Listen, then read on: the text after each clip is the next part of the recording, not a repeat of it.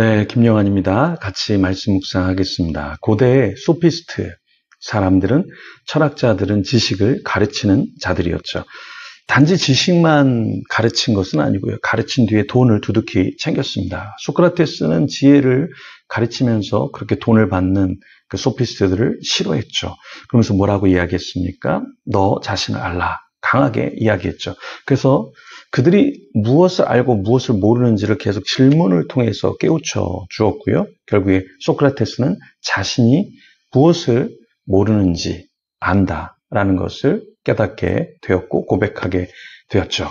자, 오늘 본문에 보면 요한이 자신이 어떤 존재인지를 알게 됩니다. 주님과 그 주님의 나라를 위해서 고난을 감내했지만 하나님의 임재 앞에서 계시 앞에서 자신이 어떠한 존재인가 그것을 깨우치고 또 우리가 어떻게 살아야 되는지 이야기하고 있죠.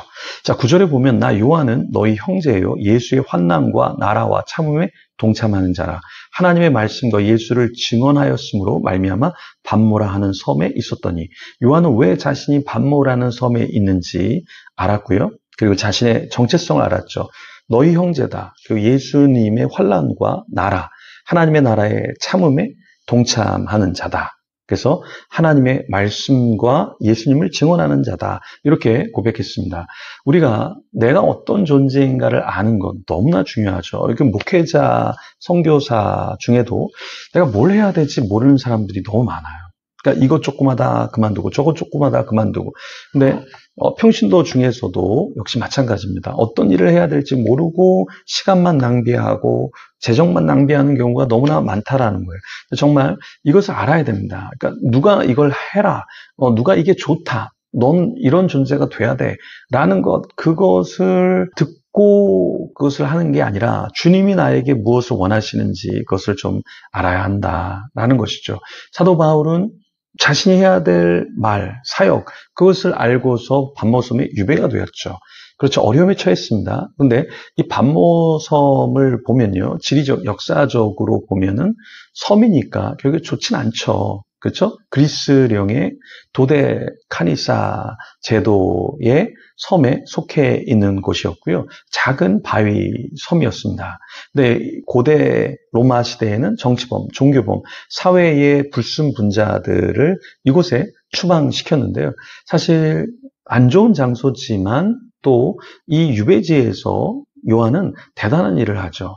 네, 하나님의 말씀을 받고 그것을 써서 사람들에게 서신서로 보내는 역할을 했습니다. 그래서 반모는 안 좋은 유배지였지만 하나님과 교통하고 또 그 당시에 핍박받는 사람들을 위로하는 서신서를 보내는 그러한 장소였다라는 거예요. 그러니까 반모가 단순히 유배지가 아니라 요한에게는 또 회복, 교회의 회복, 성도들의 회복을 위해서 사역을 감당하는 그런 장소였다라는 것입니다. 우리는 이렇게 생각할 수 있어요. 아, 내가 지금 왜 이렇게 갇혀있지? 왜 이렇게 낮은 곳에 있지? 왜 이렇게 안 풀리지? 근데 그런 상황 가운데서 우리가 회신의 어떤 서신을 쓸 수 있고 또 우리가 어떤 사역을 감당할 수 있다라는 거예요. 반별에서 섬겼던 목회자들 중에 질병에 이렇게 걸려서 고통당하는 분들이 있습니다. 근데 그분들 중에서 어떤 분은 고통 중에서도 설교와 연합사역과 여러 가지를 감당하는 분이 있어요. 제가 그분을 보면서 이 질병과 싸우는 게 아니라 같이 가면서 하나님을 섬기는구나 충격을 받았습니다. 김진원 목사님이신데요. 여전히 후두, 기관지 다 암이 전이가 됐지만 그래도 설교하고 외부 사역하고 다 하더라고요. 우리도 마찬가지로 어려움이 있다고 해서 포기하는 것이 아니라 어려운 가운데서도 하나님의 일을 감당해야 될 줄 믿습니다. 10절에 보면 주의 날에 내가 성령에 감동되어 내 뒤에서 나는 나팔 소리 같은 큰 음성을 들으니 환난 중에 유배지에서 성령의 음성을 듣죠. 네, 그리고 두루마리에 써서 에베소, 서머나, 버가모, 두아디라, 사데, 빌라델비아, 라오디게아 등 7교회에 보내라 하시기로 어떻게 했습니까? 역시 써서 보냈다라는 거예요. 12절에 몸을 돌이켜 나에게 말한 음성을 알아보려고 돌이킬 때 7 금촛대를 보았는데 13절에 촛대 사이에 인자 같은 이가 발에 끌리는 옷을 입고 가슴에 금띠를 띠고 14절 그의 머리와 털의 희기가 흰 양털 같고 눈 같으며 그의 눈은 불꽃 같고 그의 발은 풀무불에 단련한 빛난 주석 같고 그의 음성은 많은 물소리와 같으며 자 요한이 성령에 감동되어서 봤던 이 존재는 누굴까요? 그러니까 그냥 천사가 아니라 주님이시죠. 주님을 보고 그 주님에 대해서 묘사를 하고 있습니다. 그래서 촛대 사이에 인자 같은 이, 그렇죠? 발에 끌리는 옷, 가슴에 금띠, 그리고 머리와 털의 희가 흰 양털 같다. 이렇게 이야기하고 있는데요.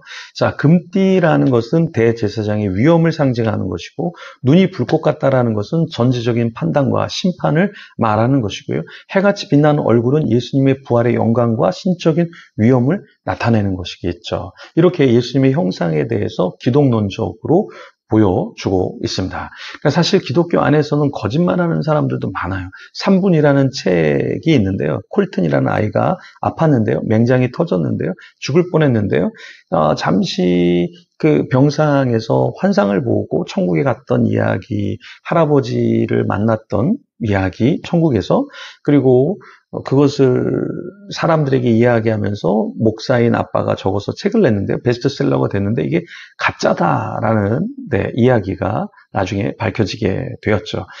네, 또 아키아나라는 소녀는 그림을 배우지 않았는데 예수님이라는 분이 나한테 가르쳐줬어. 그러면서 그림을 그렸는데 너무나 잘 그렸죠. 나중에 판매를 했는데 1억에도 팔리고 그 이상에도 팔리고 몇 천만 원에도 그림이 팔리고 그 그림들을 가난한 아프리카 친구들을 위해서 사용을 하고 했는데요. 네, 근데 이 아키아나 같은 경우는 정말 재능이 있었는데 예수님이 가르쳐줬다 하고 예수님을 이제 부모님에게 또 알리고 해서 이렇게 생활을 하고 있는데요. 지금은 이제 청년이 됐을 텐데요.